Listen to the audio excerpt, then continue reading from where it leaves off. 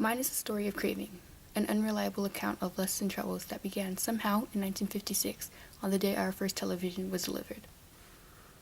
So starts the novel She Comes Undone by Wally Lamb, in which the main character, Dolores, withdraws herself from society during her youth, isolates herself in a room with naught but a TV and food brought to her via her mother, and then later enters into young womanhood as she emerges from her room at 257 pounds.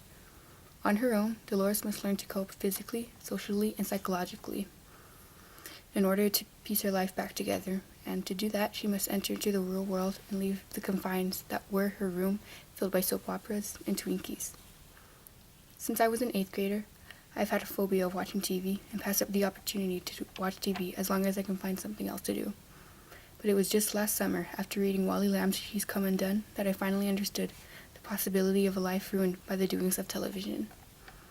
Watching TV can be entertaining, enjoyable, sometimes educational, and always an option when you are without something to do. But by taking a look at real TV watching statistics, you can understand just how damaging TV really is. Although it does do a good job of covering up the negative effects it has, we will see how it controls a household, how it destroys a person mentally and physically, and how it uses up a person's life.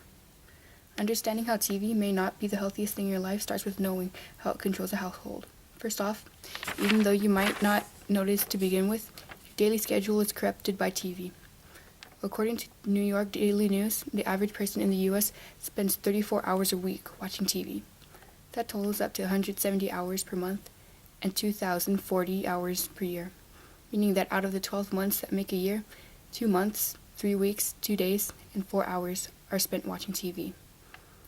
Statisticbrain.com shows that 54% of kids said that they would rather watch TV than spend the day with family. This means that in a family of 4 children, 2 would name SpongeBob as their favorite uncle before your brother Frank is ever even mentioned. Now, out of the families that do eat together, 60% watch TV during dinner, according to research from statisticbrain.com. People say that you can never have too much of anything in life. Apparently that goes for television ownership as well.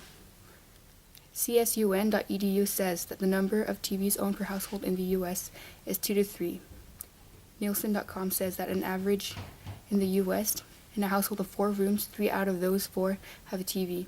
Even in my house of 5 bedrooms, there are a total of 7 TVs. I have more TVs in my house than I do bathrooms. Also, over 40% of people who drive and own a car have TV monitors built into the seats, says SEMissourian.com. So, cell phones, iPods, and radio already in the car, the amount of distractions while driving is even greater.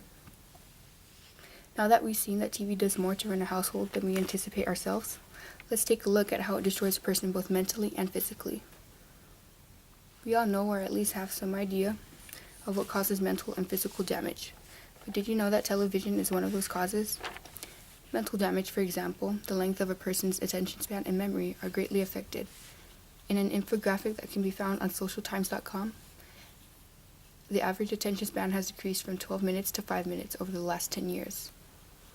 The same infographic also shows that out of a number of people affected by memory loss, 7% of the affected people have forgotten their own names and birthdays, and 25% of the affected people forget the details of close family, friends, and relatives.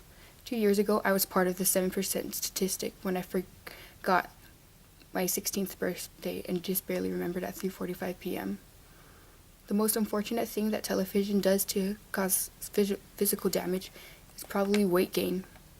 An article by Emma Innes says that for every extra hour a child spends watching TV, their weight in adulthood increases by half a pound. On top of it all, these effects have effects of their own. With a short attention span, you are less alert at meetings, at school, at work, and even in the car. This may lead your boss to think that you cannot handle your job and that you are not fit to stay under his employment. At school, you may be required to get separate one-on-one tutoring. In the car, you might start to zone out and not even notice traffic signals around you. Effects associated with weight increases are a lowering of self-esteem, laziness, and lesser chances of success in the social arena.